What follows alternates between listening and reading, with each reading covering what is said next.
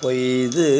வாழ்வார் மனம் பாழ் படுக்கும் மலர் பூசனை செய்து வாழ்வார் சிவன் சேவடிக்கே செல்லும் சிந்தையார் எய்த வாழ்வார் எழில் நக்கரெம்மார்க்கு இடமாவது கைதல் வேலி கழிசூழ் கடல் நாகை காரோணமே. பொய்து வாழ்வார் மனம் பாழ் படுக்கும் மலர் பூசனை செய்து